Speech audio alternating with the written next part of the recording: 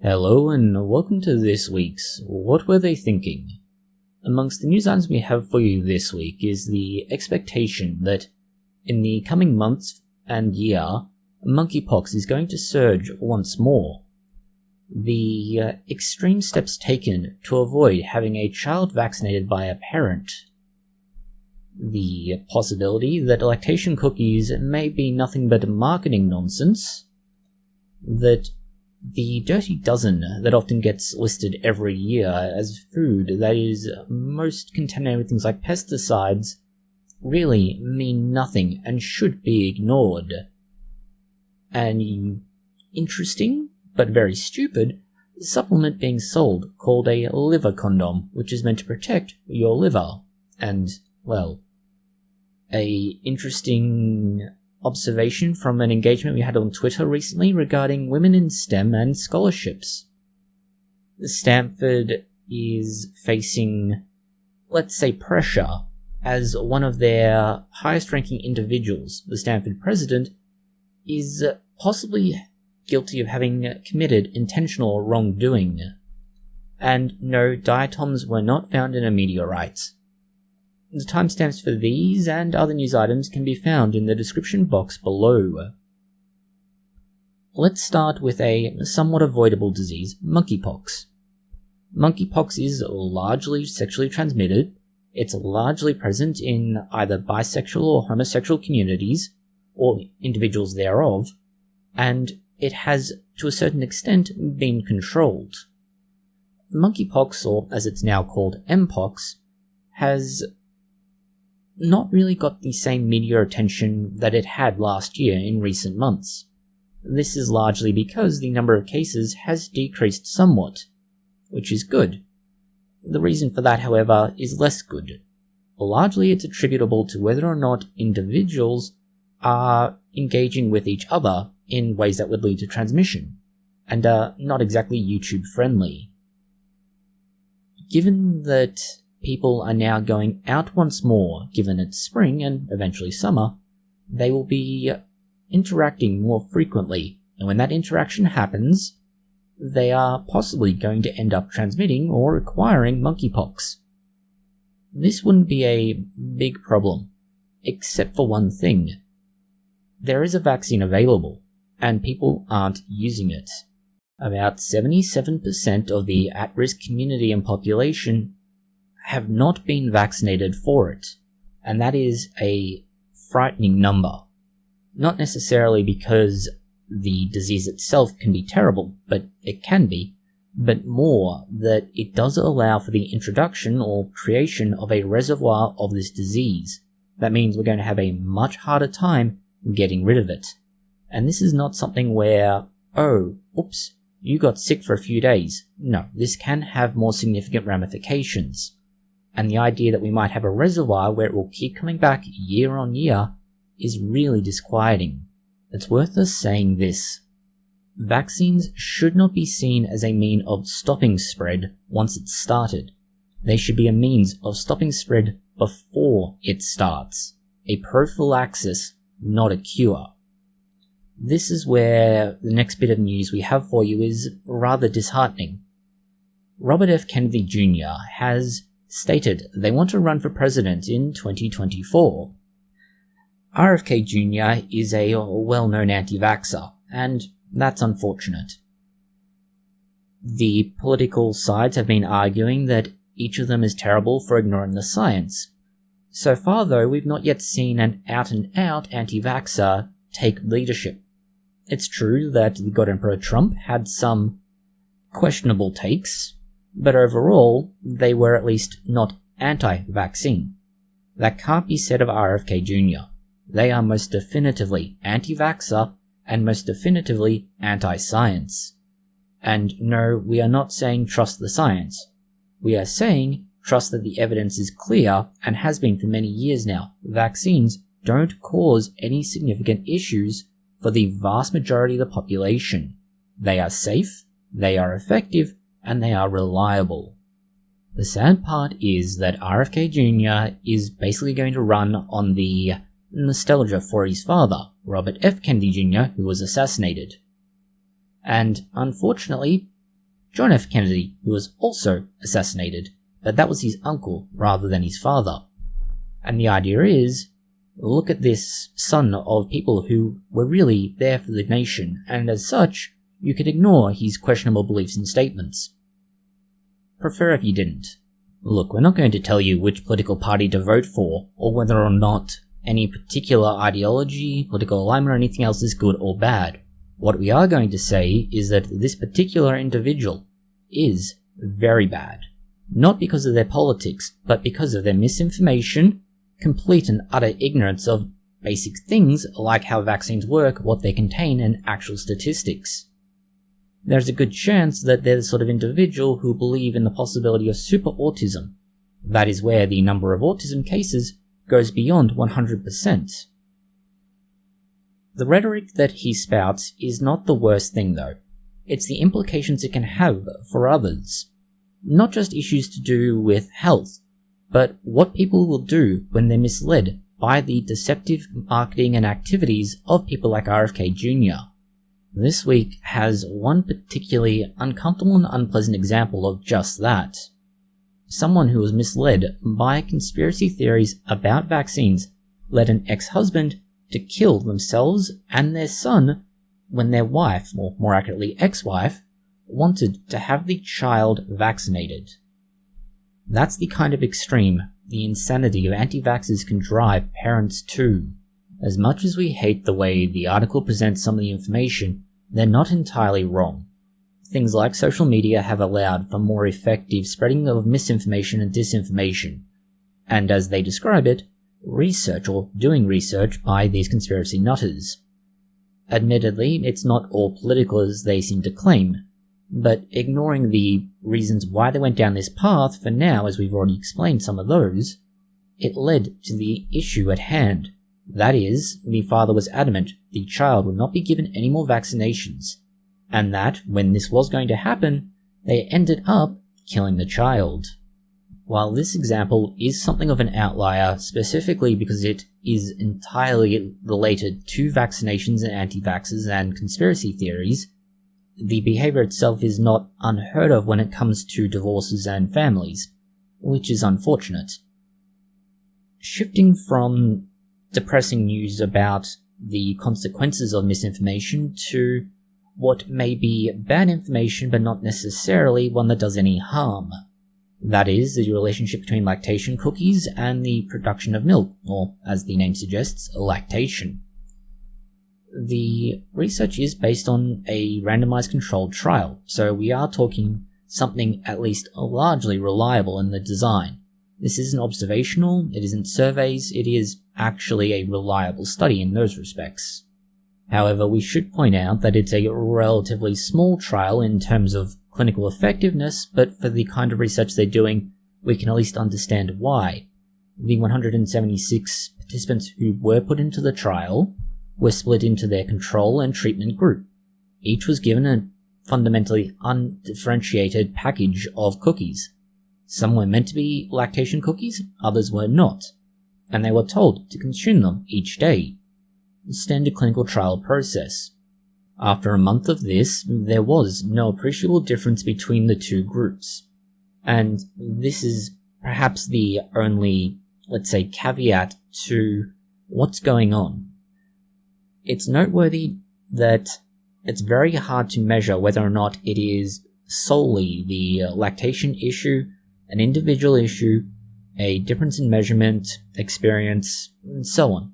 It's quite hard to actually break down at what's going on given the variability between individuals for a smaller study like this.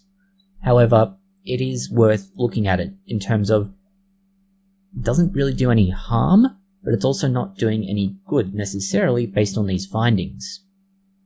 That compares somewhat to a study based on packaging for food, and specifically the stickers used to mark the foods for what they are and what they cost.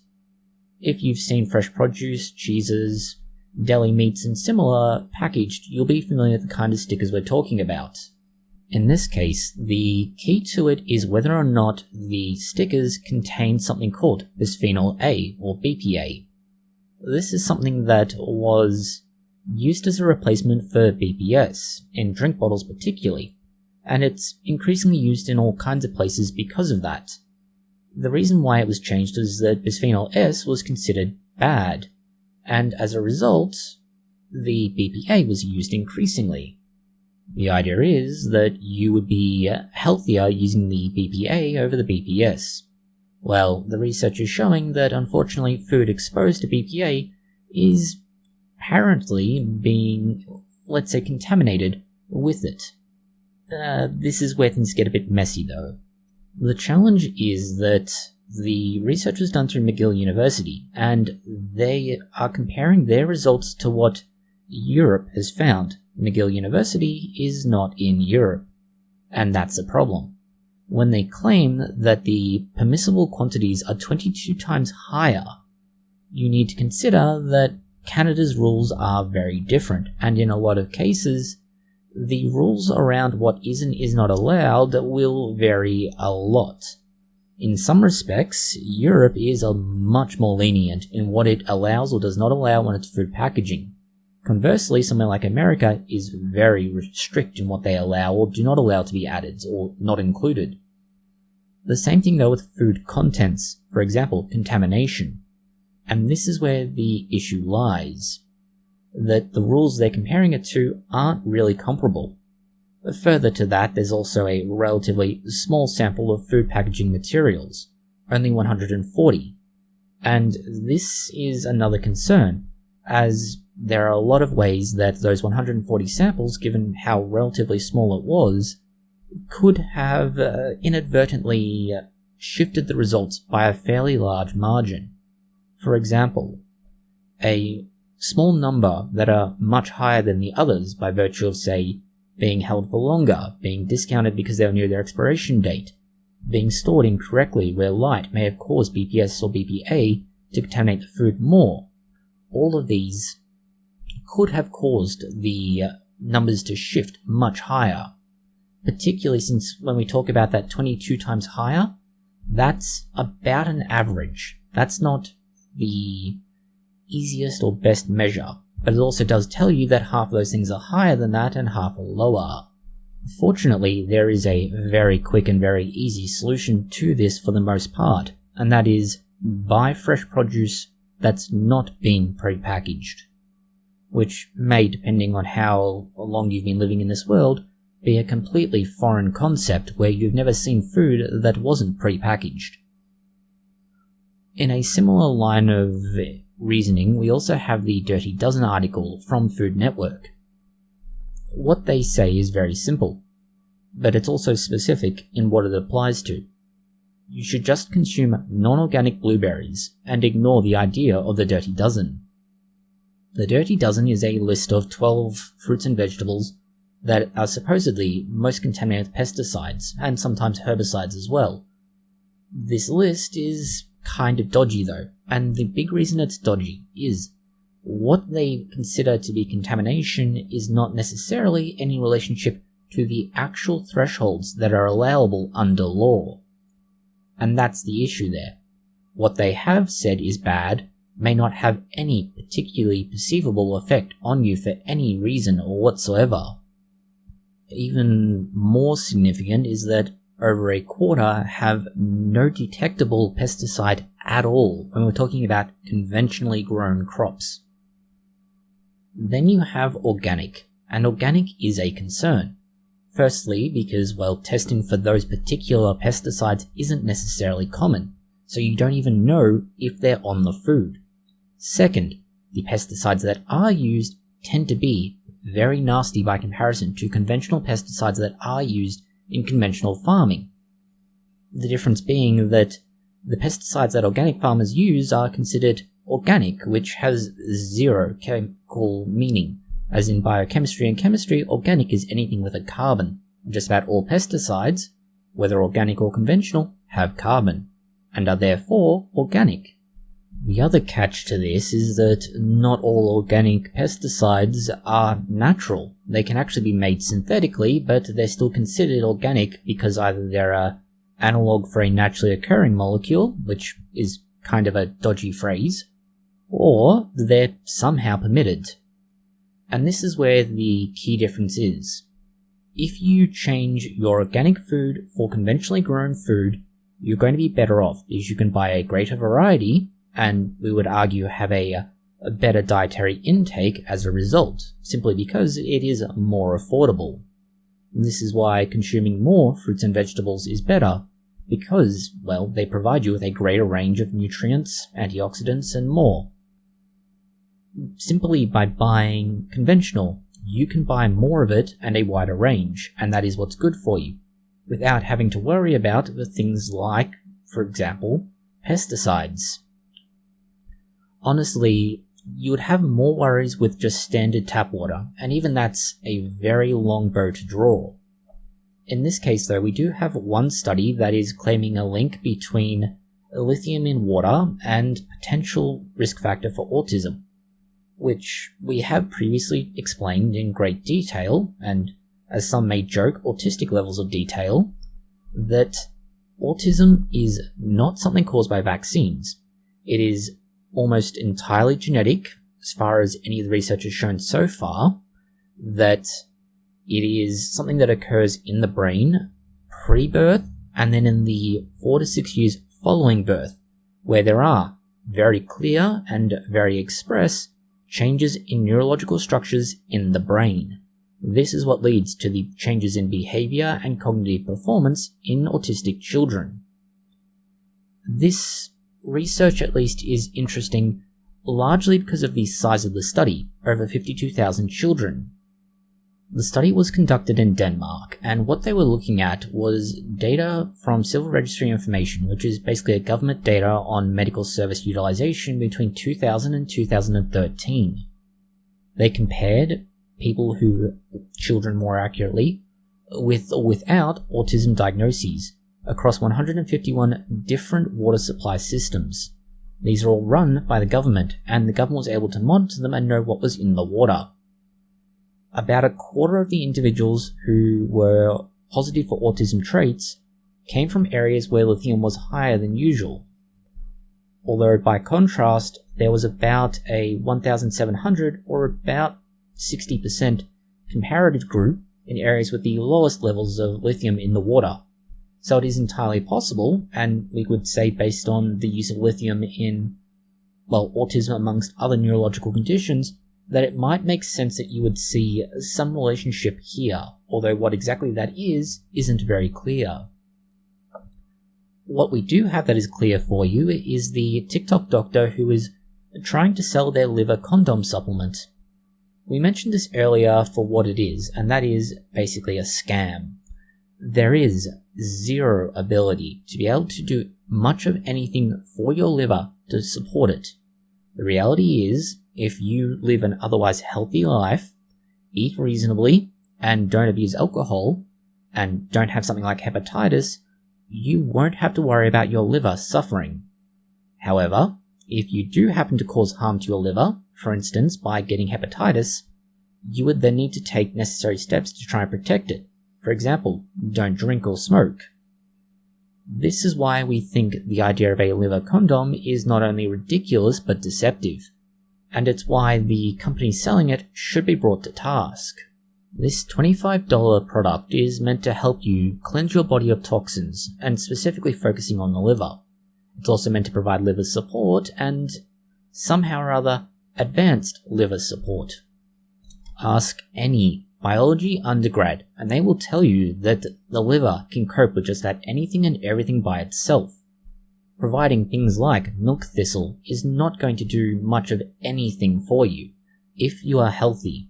And if you're not healthy, well, you have bigger concerns that this will not support you with. Primarily because the liver's role is to break things down and build up other things the body needs. If you are giving it extra jobs, like random supplements, it now has to break those down, deal with any metabolites associated with that, and then try and build up what needs to be built in the body. Yeah, you're making it harder.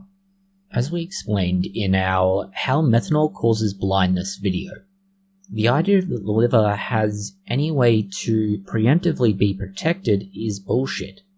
The reality is, as we've said, the liver will break things down, as it needs to and as it's supplied.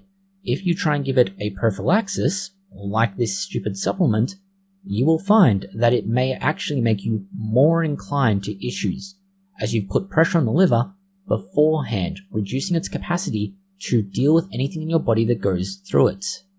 The final part of this, and perhaps the most painful element, is that if you already have liver diseases, there are several that could be occurring, but cirrhosis or hepatitis are the ones that come to mind.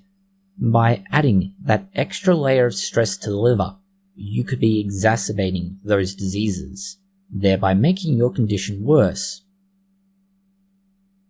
Skipping to a study that at least has some scientific merit now, and the relationship between certain bacteria in your GI tract and the possibility that it could be linked to Alzheimer's.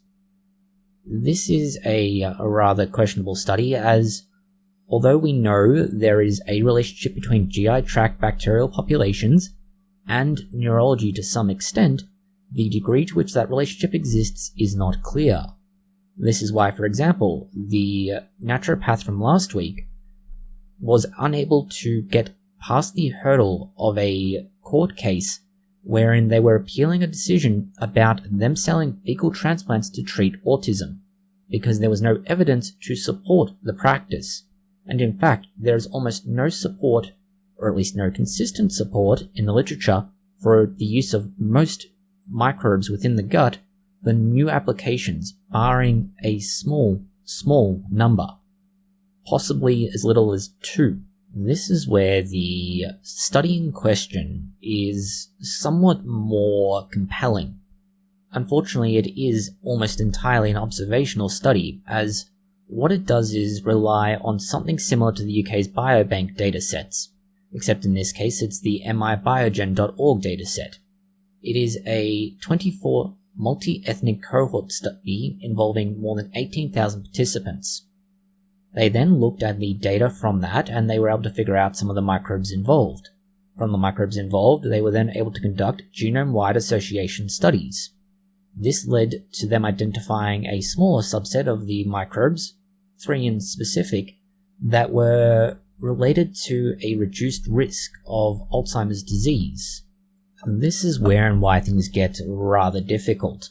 You've gone from a very wide subset of bacteria and the genes associated to the possible different microorganisms and then specific genes, and those genes themselves are known to be associated with other diseases. So it's very hard to disentangle which of these is directly responsible, which of them is responsible for interplay with other diseases or conditions which then contribute to Alzheimer's, and which are a red herring of a kind. After that, we have interesting but not necessarily productive news that we were referred to on Twitter. Unfortunately, it's rather old, but curious for what it is, and the kind of indicators it contains. The protests by parents in China that were in response to students not being allowed to cheat. The article reads in short that more than 2,000 parents showed up to a school wanting to protest that the school had brought in new rules around, let's say, steps taken to prevent students from cheating. The parents were unhappy, not because cheating was being banned, but because they felt that by banning their children from cheating, they were being put at a disadvantage, as it was, for lack of a better way of phrasing this, a standard practice. Yeah.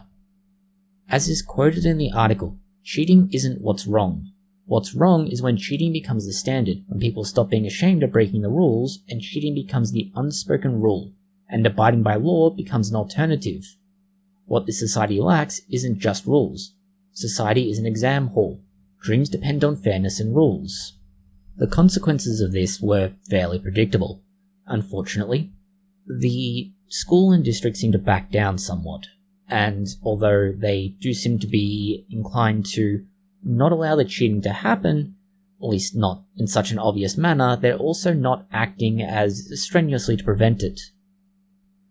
In a similar vein of development, we did have another, not necessarily exchange, but interesting interaction on Twitter. The gist of it is a very well accomplished individual applied for a scholarship and in applying for that scholarship, they failed yet again. Now, by itself, this is disheartening, and obviously anybody who is trying to get financial support through scholarships can understand just how much of a problem this is. We have been there, we have done that, and we have dealt with the pain. Unfortunately, it's also part of life. Now, the issue we have here is not necessarily that they were struggling. As said, it's a thing that happens and we can appreciate why and how. The issue we have is rather more interesting. As a broad rule, there are more scholarship opportunities available to females. That's because there is a massive push for women in STEM, something that we don't see an issue with so long as they're not being forced into it. It's something along the lines of give people the opportunity, and if they want to take part in STEM, good for them. If not, well, they've made their choice. And if they're happy, they're happy. The caveat here is the complaint that they've completed hundreds of scholarships and haven't been given a single award. And unfortunately, that's the way of life. Not all scholarships are ranked based purely on accomplishment. Everyone uses its own metric, whether that is something like community outreach, your academic progress and scores, your research and publication background. There are many possibilities. In this case, the individual has done a lot of work across all aspects of the area, and they are, for lack of a better phrase, a jack of all trades. That is, they've done everything, but not done anything exceptionally well. You can't say that they would be the greatest in any one thing, which means that they're going to be great if they get into a role where they need to be flexible. But at the same time, they're not going to compete, say, with somebody who has dedicated themselves to perfecting a series of patents when they only have 2, or somebody who has built up from the ground and run a very successful outreach program rather than just being actively involved with one. And this is something we recognize from our own failings. At the same time, that's also where we have to come to a complete agreement with them. That is, that nearly all scholarships end with the very simple sign-off of there were many high-quality applicants and it was hard to choose, but you weren't one of them. And unfortunately, given the time, effort, and often many sleepless nights, if not tears, involved in writing these sorts of applications, and then losing them, it's hard to justify the effort put into applying again. But that's the way of the world in many respects. You need to be able to make it work, whether you get a scholarship or not. And this is the catch here. Admittedly, the reaction we received from some people was far more blunt than that, and that was simply to accuse us of being ignorant, bigoted, or something to that effect. And this also feeds into the final key point from this that we've observed. That is simply that our initial response to them was done after seeing 3 tweets. These tweets identified what had happened, why they're unhappy, and basically what their issue was. And we agreed largely with them, and we clearly outlined what we didn't agree with, which wasn't anything outrageous. 5 hours later, we see that more context has been added, and we have a great deal of shade being thrown at us. The assumption being that we must have exercised some degree of prescience, that obviously they have a very high opinion of us because we can't imagine that we know what happens in the future, but they certainly seem to believe we do.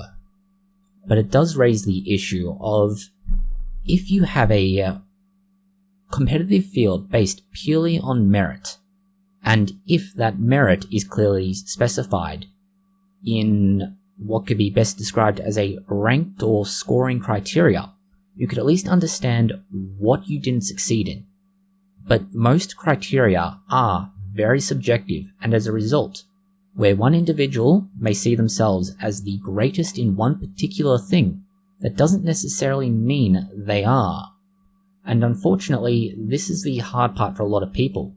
The world is not really supporting students now to understand that although you may be accomplished, you are not the accomplishment. You are just one of the people who are doing well, and you are competing with others to get that prize, so to say. And unfortunately, in many cases, there is only one prize, which means anyone who doesn't get it is a loser. And that sucks, because you don't get anything. you don't even get a consolation prize of knowing what you could do better next time. The unfortunate reality is that this may not help people anyway, because we're seeing in the news increasing cases of very high-ranked academics winding up in front of disciplinary panels, or the equivalent thereof, on the basis of being deceptive or engaging in other misconduct. In this case, we have Stanford President's lab and the president himself being accused of intentional wrongdoing, and not just once, but across 12 different papers at present, and at least 4 of those in turn have notices from the editors of the journal in front of them saying, "We have concerns about this article." To use one of the examples that exist, a publication in 2009 looking into Alzheimer's disease found that the method they used could not be reliably reproduced or confirmed. That means that the results they were showing the readers would likely have been cherry-picked, which is already a big red flag, but that if anybody else was to do the same research, they might find themselves unable to get the same results, and that means whatever they're doing isn't really a method, it's a lottery. Unfortunately, it's the, cutthroat industry of publishing research at all costs, and one that's partly driven by the need for publications to get scholarships, that has led to the environment where such deceptive results are not necessarily encouraged, but they're ignored when they're brought to the attention of people who should address them. Next we have news on sort of a 3D printer, although not quite. It's, a 3D printer, but none of the conventional kind. It's one that made a cheesecake. Yes. The cheesecake you may be thinking of is something that has a biscuit-type base and possibly a wall around it. It has a cream cheese filling that has been cooked and often combined with something like chocolate, vanilla, or other flavouring. It has a consistency not quite like mousse, but close enough. That's where the 3D printed variety is rather different. It doesn't look like a cheesecake that you would be familiar with. However, it was printed using a sort of 3D printer. The technology is not exactly new. 3D printers have been available for things like chocolate or sugar for a while now. Their utility is somewhat questionable, but they have existed. They were also able to work very accurately and reasonably quickly, but they had a limited capacity in terms of what they could use. This is where things are getting different, and we can see an evolution in the technology. However, evolution in the technology doesn't necessarily mean progress forwards. This is more like progress sideways, if not slightly backwards. We've lost the degree of detail, as this very clearly has discernible layers where previously you didn't, but we're also seeing more products that can be put through the printer. In very different news, we have the interesting action by Twitter to put a state-affiliated media label on NPR. NPR stands for National Public Radio, and it's the American public broadcaster. This is where things get a bit messy. The label calls it a US state-affiliated media, or media outlet. And strictly speaking, that is true. It is a state-funded media outlet, although it's also funded through endowments. However, it is that state affiliation that is key here. It is very much like you would have the BBC labelled as state-affiliated, or CBS, ABC, and a few other different broadcasters that all generally have acronyms for names, in order to make it clear that where they get the bulk of their money from is not from advertising or similar, but from the government. These services are not a bad thing either. They are very useful, as they are theoretically meant to have independence from the government and therefore, let's say, accurate and reliable reporting. They also don't need to worry so much about whether or not advertisers would see the content on their service as objectionable. This means that they can be useful for seeing things that otherwise really wouldn't get the kind of interest that is needed. For example, foreign language television. The argument in response to this has been fairly straightforward. That is, that although NPR is funded partly through the US government and through the public, it's also completely independent of the government, and as a result, they aren't, let's say, government affiliated. Next we have a throwback to an old article, but one that's worth having a look at purely because of its interesting status. That is, diatoms and meteorites. It was last updated in March of 2013, so we are going a very long way back. But it's interesting because of how it's been misconstrued. The short version of what was supposedly found is diatoms, which are tiny microorganisms which build up over time and largely are what you find in diatomaceous earth. These are a kind of algae, for lack of a better phrase, and they're useful as a very early form of life. The idea was that they were found in meteorites, and this led to a plethora of social and public interest, thinking that life in space had finally been discovered, even if it was a very early and rudimentary kind of life. Unfortunately, not so much. The samples found are all kinds of problematic. This leads us to the problems with this. First of all, where it was published was a very questionable website claiming to be a journal that has peer review. The quality of publications within it raises some significant questions about the veracity of that claim. So for now, we'll simply put it down as a very scientific-sounding blog that has guest contributors.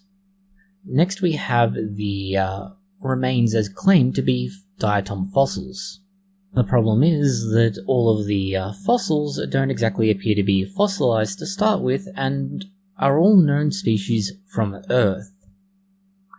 Yeah, the meteorite supposedly had been to Earth, left Earth, and is now back again, which doesn't sound like how meteorites work. The final nail in the coffin for this claim is that all of the different diatoms that were supposedly found in this meteorite come from different periods of Earth, and that's a big issue.